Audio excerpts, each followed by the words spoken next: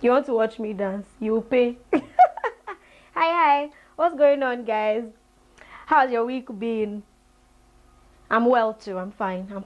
Thank you. I'm grooving. You can hear my coding diet beats now. How far? What's going on? I have gist for you people.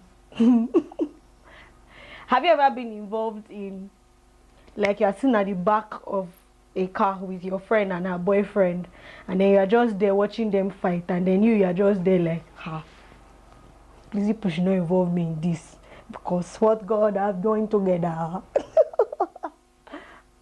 I was in the middle of a couple, and then I'm like, oh God, they were having a serious argument, and me, I was just there watching and observing and looking like, okay, is this how I do too? Really?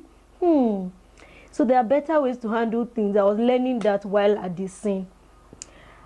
The guy was mad at her for one thing or the other, I don't know. And then he was telling her how this is what you do, well, you are always doing this, blah blah blah blah blah. And she was going on with him. You too, don't you do this? You too, this is what you do too, blah blah blah blah blah. So I was there watching and wondering what fruit will this argument bear.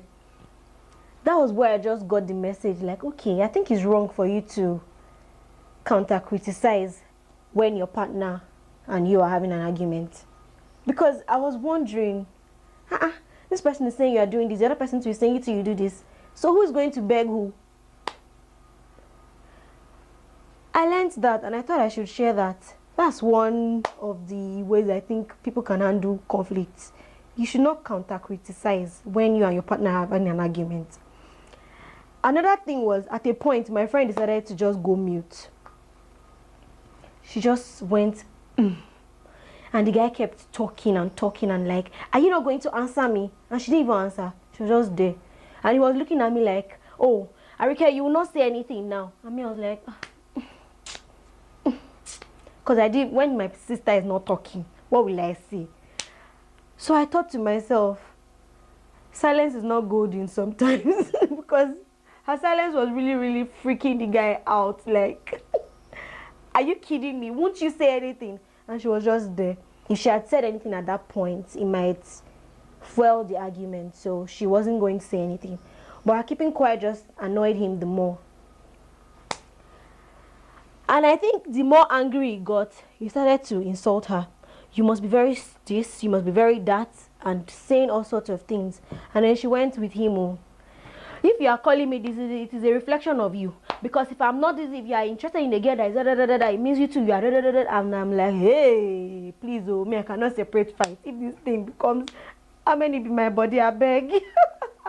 So I thought to myself again, lesson number 3. Choose to be the better person. If somebody is insulting you, abusing you, you don't have to go with the person and follow up and say, you think you can insult me? I have PhD in insult. No, I think that's not right, because it just got the whole thing. I felt like jumping out the window of the car, like, let me just be out of here in peace, because I was now shivering and shaking, like, this should not involve me, I beg. And then we went on, he dropped us off and he left. They were now waiting for who will call who first. Something that they could have just resolved though in the car, just like that. Everybody would have just said, you know what, let's just cool off. Let's just move on. Maybe play music in the car, do something else that will just make them ease up the tension and then go back to the issue.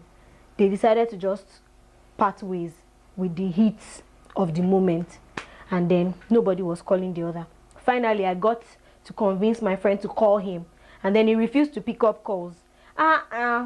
Auntie and uncle, when you're angry, please. Me, I don't even like it personally that somebody is calling you, you're not picking up. You don't know, maybe that person is in the middle of an emergency. You just choose not to pick that person's call because you have an argument. No, I think it's not okay. I had to now come into this argument and call with my own number, and then he picked, and I'm like, okay, do you know what? She's going to call you with her line. Just pick up and you should try to resolve your issue. I don't even want to be involved. I just want you to pick your calls. That's all. And then they picked up, and he picked up, and they had to argue and all that, of which I already pointed out to my friend that, okay, I think while you people were there, I was just looking at you while he was telling you your faults, you were not supposed to be telling him his faults too. When the thing was getting this thing, you were not supposed to be insulting him. You're not supposed to just keep quiet. And then she was like, okay, fine. And later they got to converse. It was now more of, okay, you know what? I didn't know that was what you were, how you were feeling or how you were seeing this thing. This was my own view of it. And I didn't realize that you were getting angry over this particular thing because I thought I was doing something right. So it was just a misunderstanding. It was just a thing of my own view is different from yours. But it doesn't make me wrong or you wrong. And then, with Izzo, the love flew back into their relationship. So I thought to share this gist with you people and how the love came back from just normal conversation instead of argument, and the right timing to do that. They ended up telling themselves they were not going to keep malice again and all that and all that. So I learned from that experience, and I thought to share it because I feel like you guys can learn from it too. So don't forget to drop your comments too. Tell me, gist me too. How have you seen people manage their conflicts, and how have you thought about it that they could have done it better? And like, please like. And what else? I love you. Take care. Let me go back to my groove. All right, bye.